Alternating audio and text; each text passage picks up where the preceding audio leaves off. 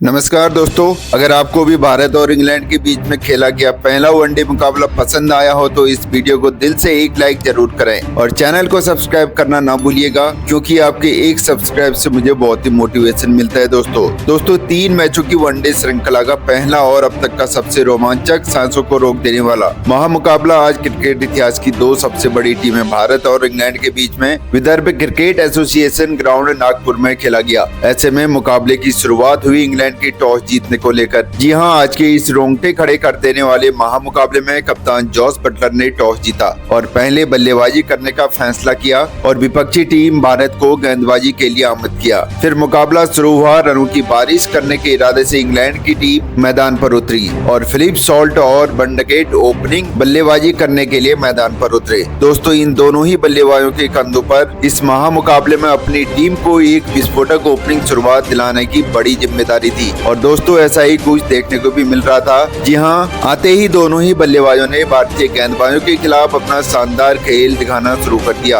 और पारी की पहली ही गेंद से टीम का स्कोर आगे बढ़ाना शुरू कर दिया। और दोस्तों इसी बीच मैच का छठा ओवर स्ट्राइक पर खड़े बल्लेबाज फिलिप सॉल्ट ने पूरी तरह फोड़ डाला और गेंदबाजी करने आए हर्षित राणा को दिन में तारे दिखाते हुए इस ओवर में 3 गगनचुंबी और 2 करारे चौके जड़ डाले। दोस्तों इस पहले वनडे में इंग्लैंड के दोनों ही ओपनिंग बल्लेबाज पावर प्ले का बखूबी तरीके से फायदा उठा रहे थे। अब मैदान पर नजर आ रहे थे, क्योंकि गेंदबाजी में बदलाव करने के बावजूद बेहतरीन शॉट इंग्लैंड के बल्लेबाजों से देखने को मिल रहे थे। वहीं अब दूसरे छोर पर बेंडकेट भी लय में नजर आने लग गए थे, जिस कारण देखते ही इस जोड़ी ने 50 से अधिक रनों की साझेदारी भी निभा डाली। परंतु दोस्तों तभी अचानक मैच की 9वें ओवर में बेहतरीन बल्लेबाजी कर रहे फिलिप सॉल्ट गलती कर बैठे और 2 रन चुराने के चक्कर में रन आउट होते हुए अपना कीमती विकेट गवा बैठे। आपको बता दें, फिलिप सॉल्ट 26 गेंद पर 43 रन की ताबड़तोड़ पारी खेल आउट हुए। वहीं दोस्तों फिलिप सॉल्ट ने आउट होने के बाद दूसरे छोर पर खड़े उनके साथी बल्लेबाज बेंडकेट भी इसके बाद ज्यादा वक्त तक मैदान पर नहीं टिक सके और अगले ही ओवर में हर्षित राणा की गेंद पर बड़ा शॉट खेलते हुए वहां पर कैच आउट होते हुए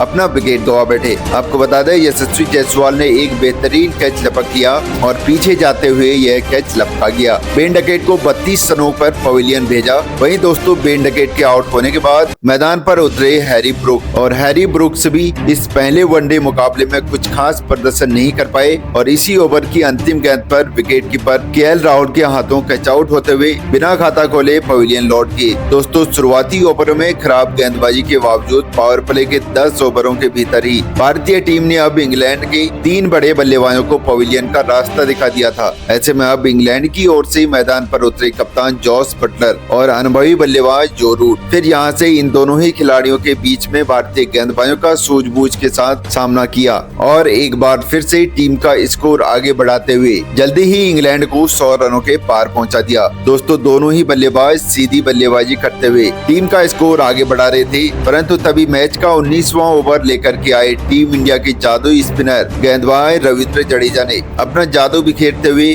ओवर की तीसरी गेंद पर इंग्लैंड के अनुभवी बल्लेबाज जो रूट को एलबीडब्ल्यू आउट करते हुए इंग्लैंड को चौथा झटका दे दिया। आपको बता दें, जो रूट 19 रन की पारी खेल करके आउट हुए। ऐसे में अब कप्तान बटलर का साथ निभाने के लिए मैदान पर उतरे जेकब बेथेल। दोनों लगातार विकेट गिर जाने के चलते इंग्लैंड का खेमा अब पूरी तरीके से दबाव में आ चुका था और यह दबाव मैदान पर साफ तरीके से देखने को भी मिल रहा था। जी हाँ, क्योंकि 4 बड़े बल्लेबाज गंवाने के बाद जॉस बटलर और जेकब बेथेल से काफी धीमा खेल मैदान पर देखने को मिल रहा था। हर ओवर से दोनों ही बल्लेबाज 3 से 4 रन ही बटोरने में सफल हो पा रहे थे, जिस कारण दबाव बढ़ता जा रहा था। लेकिन तभी मैच के 28वें ओवर में स्ट्राइक पर खड़े बल्लेबाज जेकब बेथेल ने टीम के ऊपर का दबाव हटाया और हार्दिक पांड्या के खिलाफ एक गगनचुंबी जड़ दिया। दोस्तों धीमी गति से ही सही, लेकिन देखा जाए तो इंग्लैंड की इस जोड़ी ने अब टीम को पूरी तरीके से ही संवार लिया था, क्योंकि देखते ही इन दोनों ही बल्लेबाजों ने अब छठे विकेट के लिए 50 रन से अधिक रनों की साझेदारी भी निभा डाली और इसके कुछ ही देर बाद कप्तान जॉस बटलर ने भी अपने बेहतरीन बल्लेबाजी के दम पर इस पहले वनडे मुकाबले में अपना धमाकेदार 50 जड़ दिया। दोस्तों बटलर महत्वपूर्ण पारी खेलते हुए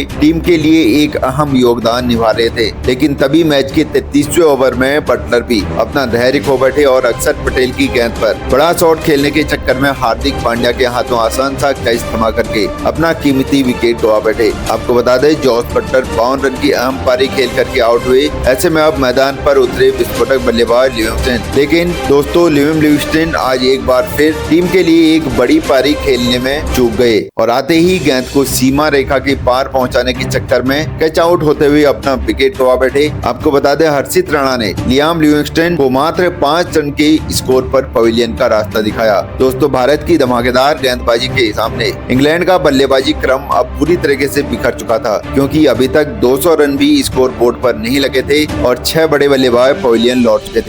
ऐसे में अब मैदान पर उतरे ब्राइट कॉर्ड्स, परंतु दोस्तों वह भी भारत की घातक गेंदबाजी के सामने ज्यादा वक्त तक क्रीज पर नहीं टिक पाए और मोहम्मद शमी की अंदर आती हुई गेंद पर सीधा क्लीन बोल्ड होते हुए पवेलियन चलते बने। आपको बता दें ब्राइडन कॉर्ड्स 10 रन बनाकर के आउट हुए। ऐसे में अब बचे हुए अंतिम 10 ओवर में मैदान पर आए आदिल राशिद। दोस्तों टीम इंडिया के सामने बड़ा लक्ष्य खड़ा करना था, तो अब पूरी तरीके से जिम्मेदारी सेट हुए बल्लेबाज जैकब बेथल के कंधों पर थी। लेकिन दोस्तों इस जिम्मेदारी को वह निभाने में पूरी तरीके से असफल रहे। यहाँ भले ही जैकब बेथल ने संघर्ष करते हुए अपना 50 चढ़ा, लेकिन वह टीम को ज्यादा वक्त तक आगे नहीं बढ़ा पाए और रविंद्र जडेजा की गेंद पर एलबीडब्ल्यू आउट होते हुए 51 रन की पारी खेल पवेलियन लौट गए। ऐसे में दोस्तों अब इंग्लैंड के अहम अंतिम 2 विकेट शेष थे और वह अंतिम 2 विकेट भी भारतीय गेंदबाजों ने जल्दी ही झटक लिए। भले ही अंतिम ओवर में जोफ्रा आर्चर ने बड़े शॉट जड़ते हुए स्कोर बढ़ाने की कोशिश करी, लेकिन दूसरे छोर पर साथ न मिलने के कारण इंग्लैंड का पूरा बल्लेबाजी क्रम 248 रनों पर सिमट गया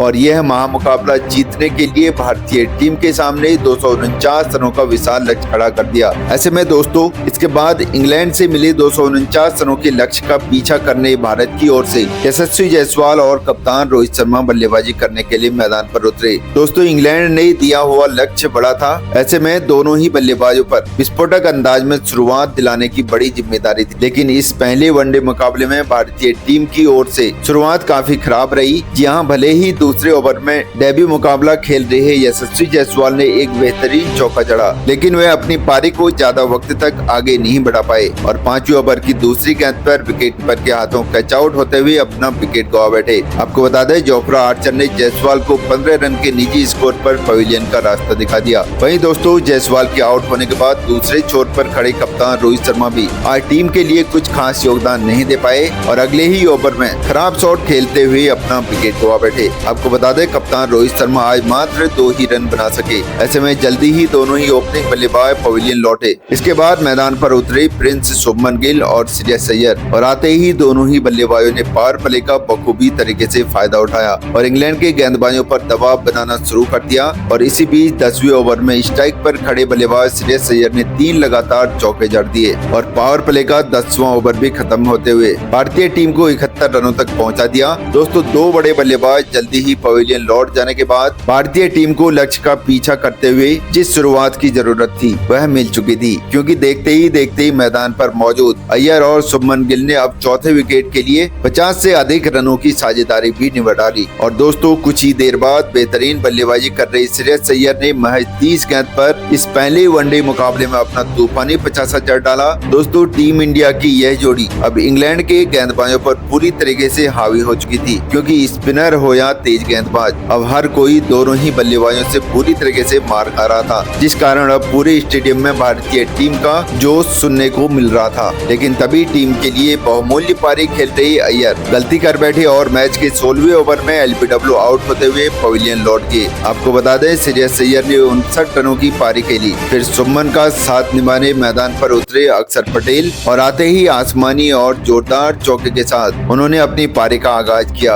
और इसके बाद दूसरे छोर पर खड़े शुभमन गिल बेहतरीन तरीके से साथ निभाते हुए टीम को एक मजबूत स्थिति में ले जाना शुरू कर दिया। और इसी बीच उप कप्तान शुभमन गिल ने इस महत्वपूर्ण मुकाबले में अपना धमाकेदार 50 भी जड़ दिया। दोस्तों टीम इंडिया की बल्लेबाजी देख इंग्लैंड के कप्तान बटलर पूरी तरीके से परेशान हो चुके थे, क्योंकि हर पैंतरा आजमाने के बावजूद शुभमन और अक्षर पटेल रुकने का नाम नहीं ले रहे थे और हर ओवर में गेंद को सीमा रेखा के पार पहुंचाते हुए रनों की बरसात मानो जैसे नागपुर में कर रहे हों, जिस कारण देखते ही इस जोड़ी ने भारतीय टीम को 200 रनों के पार भी पहुंचा दिया। ऐसे में दोस्तों अब टीम इंडिया अपने लक्ष्य की ओर बढ़ रही थी, लेकिन तभी शानदार बल्लेबाजी कर रहे अक्षर पटेल गलती कर बैठे और सीधा क्लीन बोल्ड होते हुए 52 रन की पारी खेलते हुए पवेलियन लौट गई। वहीं इसके बाद मैदान पर उतरे केएल राहुल भी जैसे आए वैसे ही पवेलियन चल बने। लेकिन दोस्तों एक छोर से शुभमन गिल अपने शतक की ओर बढ़ रहे थे, लेकिन तभी वह भी गलती कर बैठे और बड़ा लंबा शॉट खेलने के चक्कर में 87 रन बना करके अपना विकेट गवा बैठे, लेकिन अब मात्र 10 रनों की जरूरत थी, जो इसके बाद मैदान पर उतरे पांड्या और जडेजा ने काफी आसानी से बना लिए और इस पहले वनडे मुकाबले में भारतीय टीम को एक ऐतिहासिक जीत दिला दी। तो दोस्तों, आपको कैसी लगी हमारी यह वीडियो कमेंट करके जरूर बताइएगा। धन्यवाद।